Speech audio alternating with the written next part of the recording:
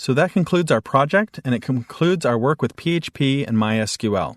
We spent some time learning the PHP syntax, all of the types, the control flow operators, functions, and then we worked with MySQL and learned some of the MySQL language, and then we took those two pieces together and worked with PHP and MySQL to create dynamic, database-driven pages and a database-driven website. Now, our content management system might not be something that you would ever actually use, but hopefully those same techniques will carry over to other applications.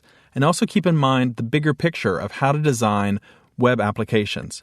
Remember, we first blueprinted out our application so that we had a path of where we were going. Then we got our databases working and got our database structure to match what we thought it would be for the blueprint. And then we went in and took bite-sized pieces of our code, first working on the navigation, then the subject area CRUD, then the page CRUD, till we had the managed content area done, and then moved over to the public website, got that looking good, and then last of all, we put in the user authentication layer. By breaking it up in pieces like that, it allowed us to work through the code piece by piece, but also be able to reuse bits of code and refactor as we went. I know I've mentioned it several times now, but refactoring is really going to be one of the keys to making yourself a really good programmer and making the programs that you create not only powerful, but also flexible and easy to come back and update and work with later.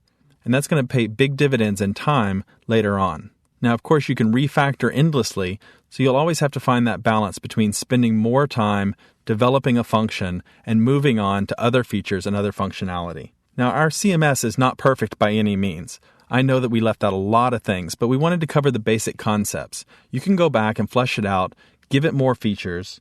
For example, you might be wondering whether or not we should move all of those database calls that we made on the pages off into functions.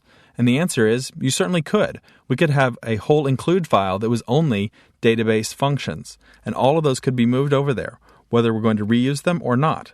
Certainly, if we're going to reuse them, we'll reap some dividends by having them as functions. But I'll leave that all up to you. Just remember that if you get stuck, there's a great PHP community out there.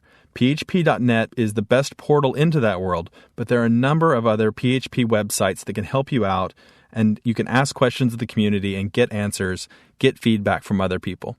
Hopefully, you feel like you have a good firm grounding in PHP and MySQL and what it can do for you.